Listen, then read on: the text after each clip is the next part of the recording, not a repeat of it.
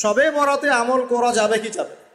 ঠিক এই যে আগামীকাল আল্লাহ পাকের একটা রহমত আমাদেরকে দিয়েছেন যে লাইলাতুন নিসফু মিনাশ শাবান, শাবান মাসের মধ্য রজনী আল্লাহ পাকের রহমত। এই বিষয়টাকে নিয়েও বাংলাদেশে আমি দেখলাম, এটা নিয়ে আমি লেকচার দিতে চাই নাই, কারণ এগুলো আমি আসলে খুব একটা মাহফিলেও বলি না, এটা আমার ট্র্যাকও না।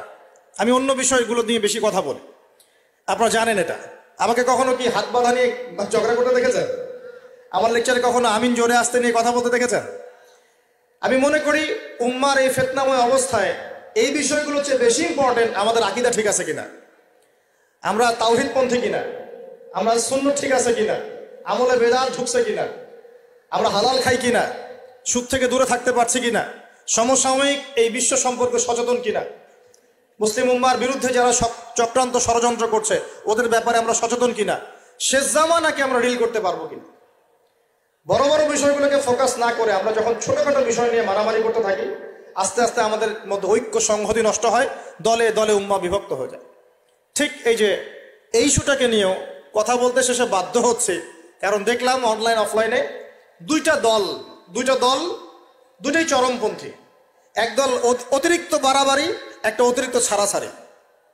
বাড়াবাড়ি আর ছাড়াছাড়ি, একটা অতিরিক্ত বাড়াবাড়ি, সে একদম শবে বরাতকে মনে হয় লাইলাতুল কদরের উপরে নিয়ে যাচ্ছে আর কি। লাইলাতুল নিসফু মিনাশ শাবানকে কোনো কোনো ক্ষেত্রে বাড়াবাড়ি পন্থীরা একদম লাইলাতুল কদরের উপরে নিয়ে চলে যাচ্ছে। আর ছাড়াছাড়ি যারা, তারা বলছে এই রাত্রে কোনো কিছুই করা যাবে না। দুইটাই চরমপন্থী, বুঝতে পারছেন না মনে হয় কথা। একদল এটাকে নিয়ে এত বেশি বাড়াবাড়ি করছে যে এটাকে একদম লাইলাতুল কদরের উপরে নিয়ে চলে যাচ্ছে। আরেক দল দেখা যাচ্ছে এটাকে এমনভাবে পরিত্যাগ করছে না, এই যে কিছুই করা যাবে না, একদম কোনো ফজিলতি নাই।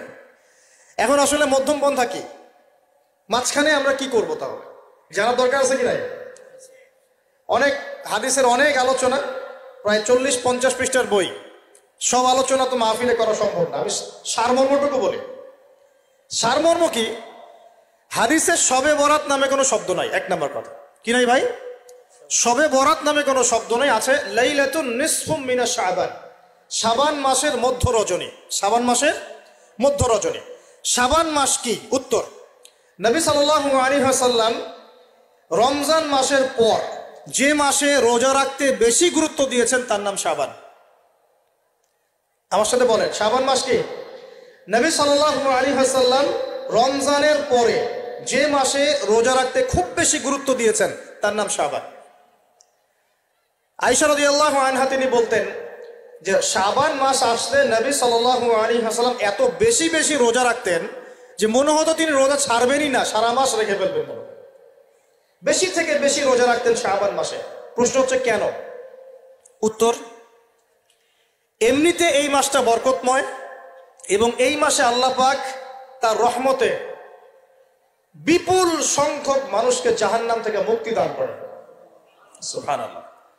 নবী সাল্লাল্লাহু আলাইহি ওয়াসাল্লাম এই মাসকে তাজিম করতেন। এই মাসের সম্মানার্থে, এই মাসে আল্লাহর রহমত বরকতের স্বার্থে নবী করিম সাল্লাল্লাহু আলাইহি ওয়াসাল্লাম এই মাসে বেশি বেশি রোজা রেখেছেন। সুন্নত কি শিখলাম? শাবান মাসে বেশি বেশি রোজা রাখা সুন্নত। একটা কি পেলাম ভাই? শাবান মাসে বেশি বেশি রোজা রাখা সুন্নত। আপনি যদি মুকিম হন, শরীর সুস্থ থাকে, মুসাফির না, আপনার সুস্থতা আছে, সব ঠিক আছে, আপনি চেষ্টা করবেন এই মাসে বেশি বেশি রোজা রাখার। পারা যাবে ইনশাআল্লাহ। এটা নবীর সুন্নত হবে। আরেকটা হাদিস মাথায় নিয়ে নেন, আজকে সারা ওয়াজ ভুলে গেলে এই ওয়াজটা ভুলেন না। কি হাদিস? নবীজি বলছেন, তোমাদের সামনে, হে আমার সাহাবীরা, তোমাদের সামনে এমন একটা যুগ আসছে, ওই যুগে আমার সুন্নতকে ধরে রাখাটা হাতের মধ্যে আগুন ধরে রাখার মতো হবে। আমি অনেকদিন এই লেকচারে এই হাদিসটা বলেছি। তোমাদের সামনে এমন একটা কঠিন যুগ আসছে, জামানা সবরিন, সবরের যুগ, কঠিন যুগ। ওই যুগে ঈমান ধরে রাখা, মানে আমার সুন্নতের উপর থাকা, হাতে আগুন ধরে রাখার মতো হবে। ওই যুগে যদি তোমরা আমার একটা সুন্নতকে জীবিত করতে পারো, সমাজে একটা সুন্নত মরে গেছে, ওটাকে আবার জীবিত করতে পারো, তাহলে 50 জন শহীদ সাহাবীর নেকি পাবে। হাদিসটা বুঝলেন?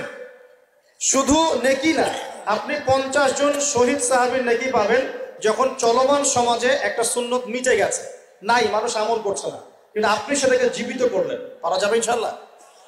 একটা দেখাচ্ছি, যেমন সাহাবীদের যুগে মানুষ মসজিদে ঢুকলে কি করতো জানেন? আগে 2 রাকাত নামাজ পড়তো। কি করতো? মসজিদে ঢুকেই, ওযু অবস্থায় মসজিদে ঢুকেই তারা বসতেন না। আগে 2 রাকাত নামাজ পড়তেন, দুখুলুল মসজিদ বা তাহিয়াতুল মসজিদ, তারপরে বসতেন।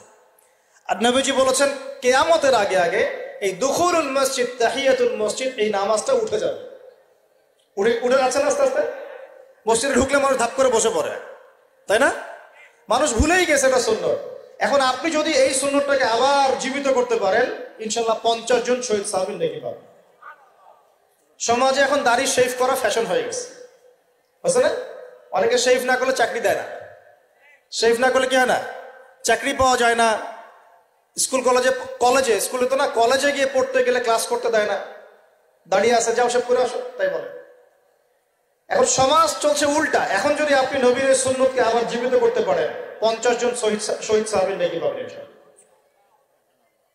রাতে ঘুমানোর সময় একটা সুন্নত আছে, 33 বার সুবহানাল্লাহ, 33 বার আলহামদুলিল্লাহ, 34 বার কি আল্লাহু আকবার। বহু মানুষই পড়ে না। আপনি যদি পড়তে পারেন, ইনশাআল্লাহ আল্লাহ পাক আপনাকে নেকি দিবেন।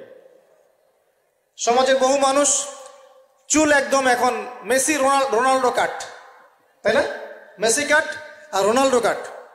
আর আমি সিলেট অঞ্চলে দেখে আসছি একদম লন্ডন কাট, 2 পাশ ছিলে মাঝখানে চুল। লন্ডন থেকে শিখে আসছে। এখন চুলেরও কিন্তু সুন্নত আছে, আছে কি নাই? দাড়ির যেমন সুন্নত আছে, চুলের সুন্নত নাই। একদম সামন পিছন সমান করতে পারেন, অথবা যদি চুল নাই থাকে তাহলে চুল মাথা মুন্ডন করেও রাখতে পারেন। অনেক সাহাবীর মাথা মুন্ডিত ছিল। আবার অথবা কানের লতি পর্যন্ত বা কাঁধ বাবড়ি রাখতে পারেন। এটা চুলের সুন্নত হলো কিনা? এখন সমাজের সব মানুষ এই সুন্নতটাকে ভুলে গেছে। আপনি সুন্নত মনে করে রেখেছেন, ইনশাল্লাহ আপনি নেকি পাবেন ইনশাআল্লাহ।